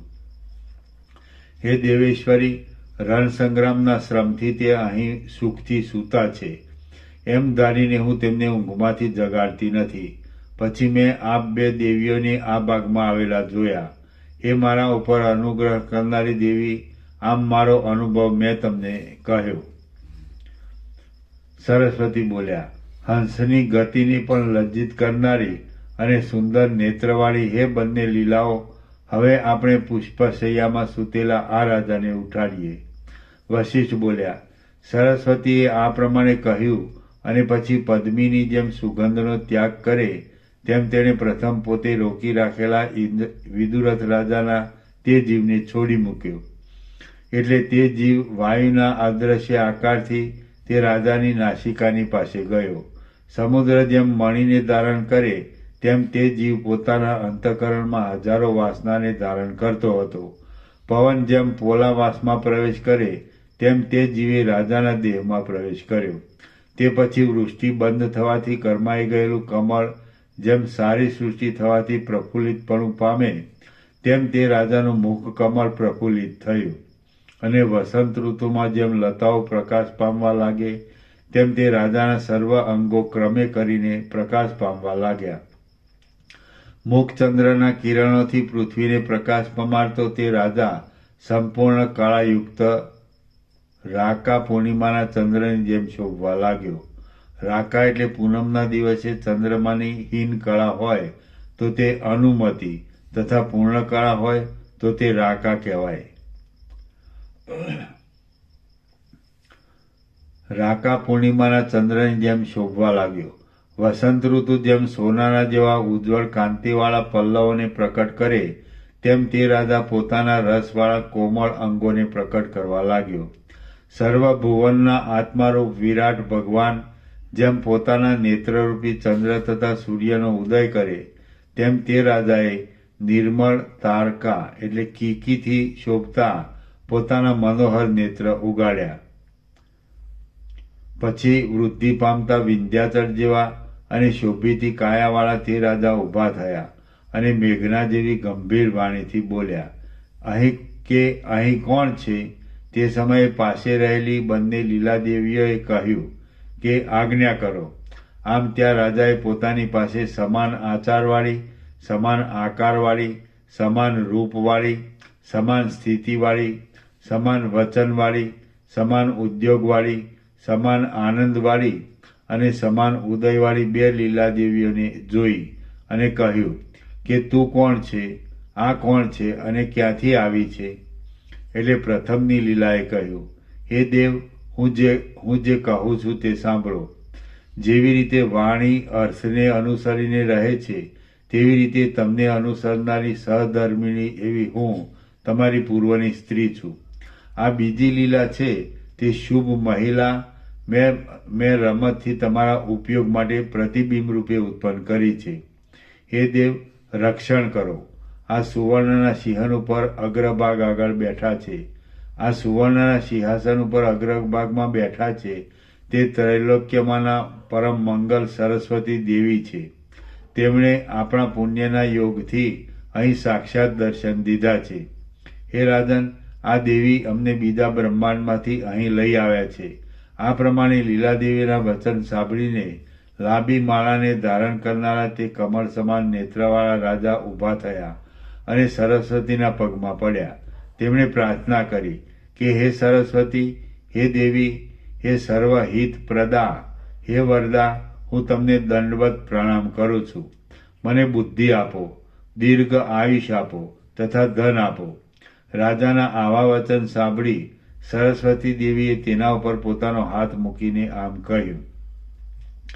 સરસ્વતી બોલ્યા, હે પુત્ર, તું આ લોકમાં સુખ આપનાર દીર્ઘાયુષથી ઈચ્છિત ધન પામ, તેમજ બંને લોકમાં સુખ આપનાર પરમાર્થ રૂપ બુદ્ધિથી તું યુક્ત થા. તારી સર્વ આપત્તિનો તથા પાપ બુદ્ધિનો નાશ થાઓ, તને અનંત સુખની પ્રાપ્તિ થાઓ.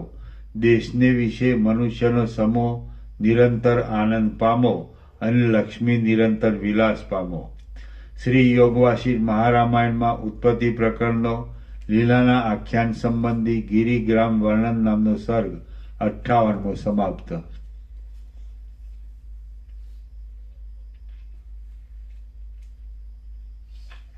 હવે કેટલા પાના છે? સર્ગ પૂરું થયું. 268મો આવ્યું. એ તો પૂરો થઈ ગયો, પણ હા આ દ્રષ્ટાંત પૂરું થાય છે હવે. હા એમાં કેટલા પાના છે? એક જ પેજ. આ તો દ્રષ્ટાંત પૂરું થાય છે. આ તો કરજો પૂરું. સર 59મો. પદ્મરાજાના પુનર્જીવનથી નગરમાં થયેલો ઉત્સવ અને જીવન મુક્તિ. આ 59મા સર્ગમાં રાજા સજીવન થયો, તેના હર્ષથી શહેરમાં ઉત્સવ થયો, તેનું, તેના રાજ્યનું તથા જીવન મુક્તિનું વર્ણન આવશે. વશિષ્ઠ બોલ્યા, આ પ્રમાણે તે સરસ્વતી દેવી રાજાને વરદાન આપી અંતર્ધાન થઈ ગયા અને પ્રાતઃકાળમાં કમલ પ્રફુલ્લિત થયા એટલે સર્વ માણસો જાગ્રત થયા. રાજાએ ઘણા આનંદથી લીલાદેવીને આલિંગન કર્યું અને લીલાદેવીએ મરણની મૂર્છાથી સજીવન થયેલા રાજાને વારંવાર આનંદથી આલિંગન કર્યું. તે સમયે તે રાજાનું મંદિર મધથી કામદેવ જેવા મનોહર લાગતા તથા આનંદથી પરવશ થયેલા માણસોથી શોભવા લાગ્યું. તેમાં વાજિંદ્રના તથા ગાયનના શબ્દો થવા લાગ્યા. તેમાં જય જયકારના તથા મંગળકારી પુણ્ય હવાચનના શબ્દો ગાજી રહ્યા. તે રાજમહેલનું આંગણું રાજાના દર્શનની ઈચ્છાવાળા આનંદિત મનુષ્યોથી ઉભરાઈ ગયું. ત્યાં હજારો સિદ્ધો અને વિદ્યાધરો પુષ્પવૃષ્ટિ કરી રહ્યા હતા અને મૃદંગ, મુરજ, કાહલા, શંખ તથા દુદુંબીનો ઉત્તમ ધ્વનિ થઈ રહ્યો હતો. તે મંદિરમાં હાથીઓ પોતાની સૂંઢ ઊંચી કરીને ઉત્કંઠ શબ્દો કરતા હતા અને તેના આંગણામાં ઊંચા તાલથી તાંડવ કરતી સ્ત્રીઓના સમૂહોના શબ્દો શોભતા હતા. રાજાને ભેટ આપવા માટે આવતા કેટલાક માણસો ત્યાં ભીડને લીધે પરસ્પર અથડાઈને પડી જતા હતા અને તેથી મંદિર ચિત્ર વિચિત્ર થઈ રહ્યું હતું. અનેક પ્રકારની પુષ્પોની માળાઓને ધારણ કરનારા માણસોની આવજાથી તે સુંદર લાગતું હતું. રાજાના કારભારી, યોદ્ધાઓ અને નગરના માણસોએ ત્યાં પુષ્પ વગેરે પાથર્યા હતા. તેથી રેશમી વસ્ત્રો પાથર્યા હોય તેવું દેખાતું. આકાશમાં નૃત્ય કરતી સ્ત્રીઓના હાથ રાતા હોવાથી ત્યાં ઘણા કમળવાળું તળાવ હોય તેવી શોભા થઈ રહી હતી. ત્યાં હર્ષ પામતી સ્ત્રીઓ વિલાસથી ફરતી હતી, તેથી તેમના કુંડળ ચપળ થઈ રહ્યા હતા. ત્યાં મનુષ્યના પગ સંચારને લીધે પુષ્પો કરદમરૂપ થઈને શોભતા હતા. શરદ ઋતુના મેઘની જેમ ત્યાં પટ્ટવસ્ત્રના સુંદર ચંદરવા બાંધ્યા હતા. આંગણામાં નૃત્ય કરતી સ્ત્રીઓના મુખોને લીધે ત્યાં જાણે લાખો ચંદ્રમાં નૃત્ય કરતા હોય તેમ જણાતું હતું. આવી રીતની રાજમંદિરની શોભા થઈ રહી હતી. તે સમયે દેશ દેશાંતરમાં માણસો પ્રથમની લીલાદેવી, બીજી લીલાદેવીને તથા રાજાને પરલોકમાંથી લઈ આવી છે એવી વાતો કરવા લાગ્યા. પોતાનું મરણ થયું અને પાછો પોતે સજીવન થયો એ વિશે પદ્મરાજે સંક્ષેપથી વૃત્તાંત સાંભળ્યો. તેણે ચારે દિશાના સમુદ્રનું જળ મંગાવીને તે જળથી સ્નાન કર્યું. પછી જેમ દેવતાઓએ ઇન્દ્રને અભિષેક કર્યો હતો તેમ કારભારી તથા બ્રાહ્મણોએ તે રાજાને અભિષેક કર્યો. તે પછી રાજા તથા તે બંને લીલાદેવી હવે જીવનમુક્ત થયા હતા અને તેમની બુદ્ધિ ઉદાર થઈ હતી. તેઓ સુરતના સુખની પેઠે પૂર્વના વૃત્તાંતની વાર્તાથી આનંદ પામવા લાગ્યા. આવી રીતે સરસ્વતી દેવીના પ્રસાદથી તથા પોતાના પુરુષાર્થથી તે પદ્મરાજ ત્રણેય લોકમાં કલ્યાણ પામ્યા. સરસ્વતીના ઉપદેશથી આત્મતત્વને જાણનાર તે રાજાએ બે લીલાદેવી સાથે 80,000 વર્ષ સુધી રાજ્ય કર્યું. આવી રીતે જીવનમુક્ત થયેલું તેમજ સ્થિર બોધ પામેલું તે યુગલ 80,000 વર્ષ સુધી રાજ્ય કરીને અંતે જીવનમુક્તપણાને પામી ગયું. તેનું રાજ્ય પ્રજામાં નિત્ય અભ્યુદયને લીધે નિર્દોષ હતું. વિદ્વાનના સમાગમથી મનોહર હતું. કુળ પરંપરાને યોગ્ય હતું. પોતાને હિતરૂપ હતું. માણસને અનુરંજન કરવામાં ચતુર હતું અને સર્વ કારણથી સર્વ માણસને સંતોષકારક હતું. તે રાજ્યનું ઘણાક દિવસ સુધી પાલન કરીને તે દંપતી વિદેહ મોક્ષને પામ્યા. શ્રી યોગ વાસિષ્ઠ મહારામાયણમાં ઉત્પત્તિ પ્રકરણનો લીલાના આખ્યાન સંબંધી પદ્મ નિર્વાણ નામનો સર્ગ 59મો સમાપ્ત. ઓમ ઓમ ઓમ. આનો નંબર 269. પ્રસાદ આપી છે.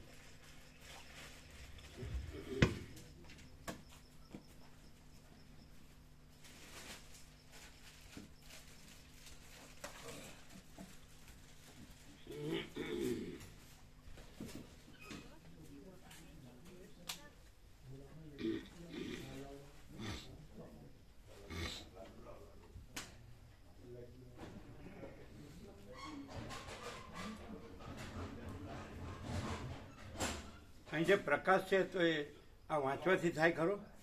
ન થાય. એ પોતે જે રહ્યો છે ને આનો અર્થ કરે.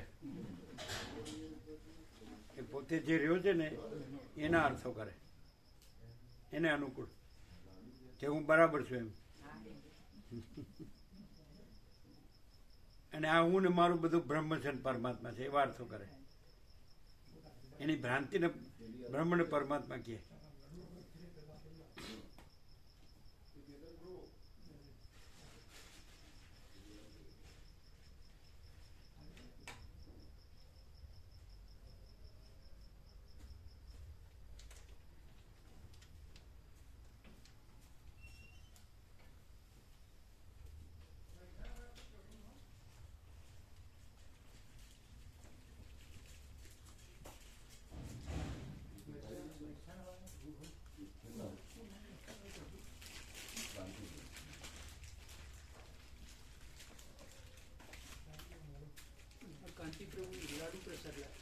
કોણ? હા, એ બધાને આપો. પેલા 6 જણને આપણને તો આને આપ્યા ને, હે પેલા 3 સેવા વાળાને હવે બધાને આપો અત્યારે.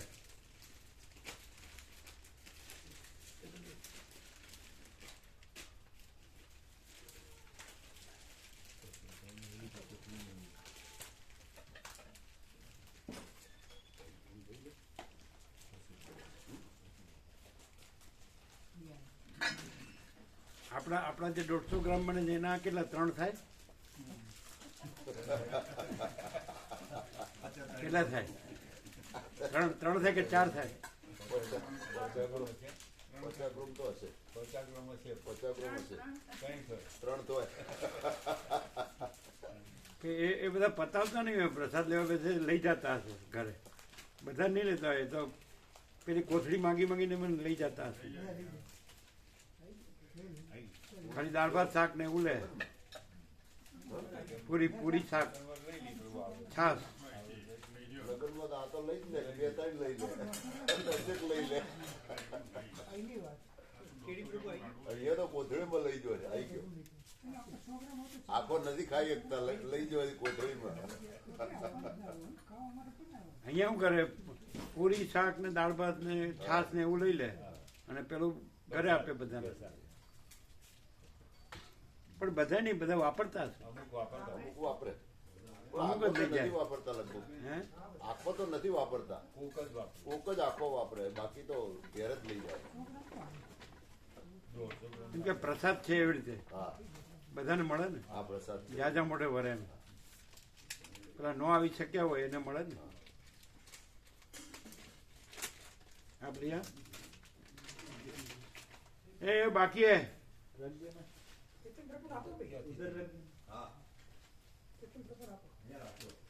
બધા લ્યો, બધા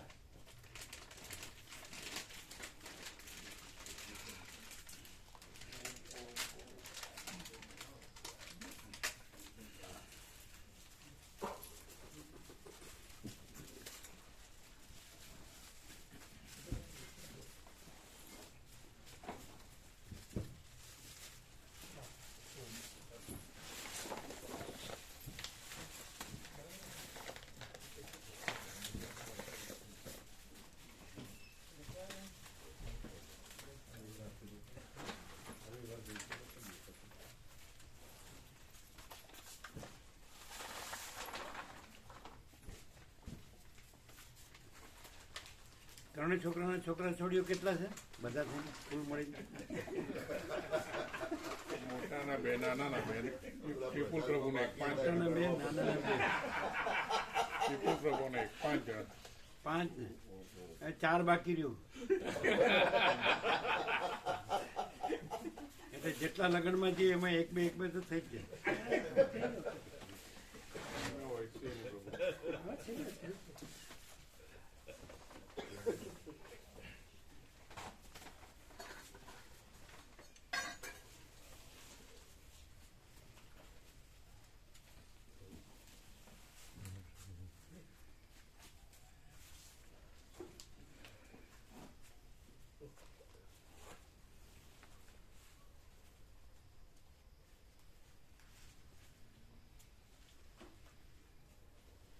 પ્રભુ આ મેડમ માતાને નિત્ય દર્શન જોઈએ છે અને 3 એમને મોકલવા છે દિલ્હી કોઈ.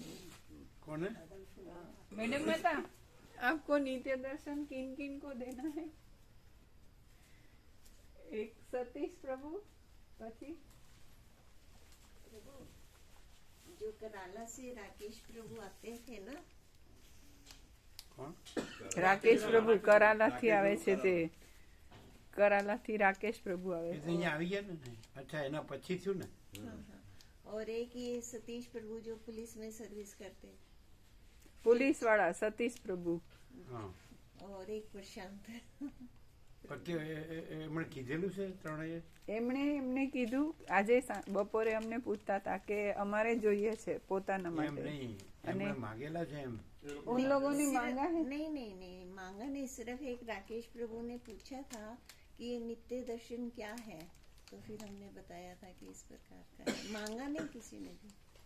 હા, ફેર એમને એવી ઈચ્છા છે એમ. પણ પેલા નો જોતો હોય ને પછી આપે તો એ તો ન જોતું હોય તો આપશે તો આ તો કલ્યાણ જ થશે એનું. એટલે આપો. આપીએ. 4 देना. एक मैडम माता का और 3.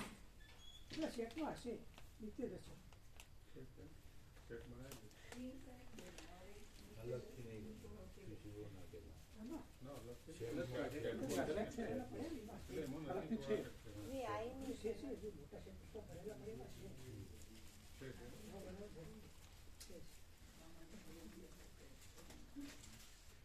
એ તો એને કહ્યું કે એના માટે એને કહ્યું કે એકને મોકલે ને બધાને નોય પણ આપે, દરેકને અલગ અલગ મોકલવું પડે એમ કયો. એકને જ મોકલે ને તો એ બધાને નો પણ આપે, દરેકને અલગ અલગ મોકલવું પડે એના એડ્રેસે. हाँ, आप ऐसा ध्यान करोगी कि आपका खुद का ले लीजिए. आपका खुद का ऐसे भरा है गलत ऊपर से ऐसे नहीं है. यहाँ તો જયારે વિનોદ પ્રભુ આવ્યા હતા ને જતા હતા ત્યારે જ આપવા જોઈએ ને. તો એ अभी વ્યક્તિગત तो कोई आएगा तो भेज देना. और अलग अलग सबका. एक ये नहीं आदमी समझे, को ये देंगे समझते और नहीं. पहुंचेंगे तो એ સમજશે નહીં કે એક જ જણને મોકલે ને તો એ બધાને एक નહીં ही આપે. आदमी को देंगे तो हाँ, वो तो भी दूसरे शायद लोग दे को या ना शायद दे. दे या ना दे. तो जब आएंगे एक ही. ऐसा नहीं, अलग अलग एड्रेस से मोकलाए. तो अलग अलग एड्रेस पर भेज देंगे. ठीक है. तीनों के एड्रेस हैं आपके पास? नहीं, मेरे पास तो है ही है. एक ही है. એમને એક જણને એડ્રેસે મોકલશે ને તો બધાને નહીં આપે. એ નહીં સર, તમે સમજતા નથી ને એ સમજતા. नहीं समझ આ गए. એક એડ્રેસ ઉપર મોકલે તો બાકીના બે રહી જાય, ના મોકલે એટલે તો એ નો આપે. ત્રણેયને પોતપોતાના એડ્રેસ અમે એવું જોયું છે. દરેકને અલગ અલગ સરનામે મોકલવા પડે. હા. સરનામું એક જ છે. અલગ સરનામું એક નહીં ચાલે, અલગ અલગ સરનામું. એ સમજ્યા કે નહીં પૂછો. हाँ समझिए प्रभु, समझिए कि प्रत्येक को अलग अलग एड्रेस पर भेजना है. यदि हम एक के पास भेजेंगे तो शायद उन दो को नहीं दे पाएंगे. नहीं भी दे सकते, हाँ, नहीं भी दे सकते. वो अपने दूसरे रिलेटिव को दे देंगे. ऐसा જેમ કે રાકેશ પ્રભુ મોકલો તો એને છોકરીને આપી દે, એવું હોય. સમજાય છે? એ પછી આ લોકો ન આપે એટલે એક જ જણ ન મોકલાય, દરેકને એક એક અલગ અલગ એડ્રેસથી અલગ અલગ મોકલાય, एड्रेस मंगवा लेना. ठीक है. અલગ અલગ तीनों भेजने का का. एड्रेस मंगवा.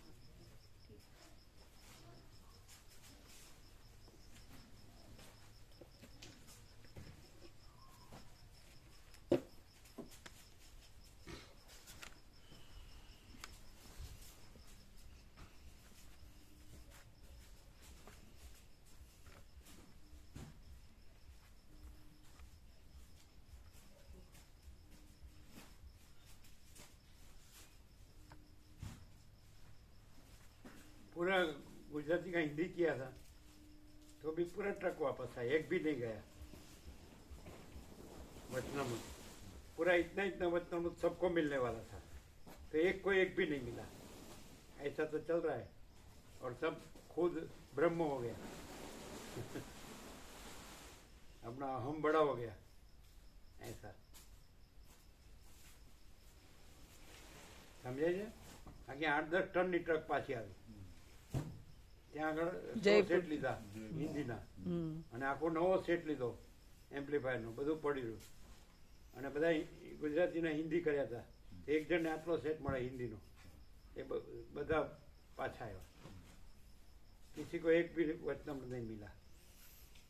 नित्य दर्शन को क्या करने का है?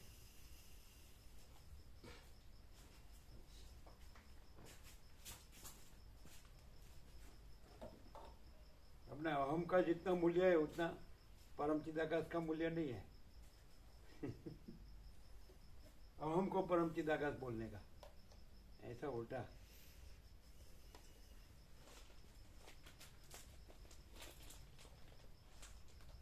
પૂર્વસરમાં જે ભાડ્યું ન હોય એવું બધું મોટું કરવાનું।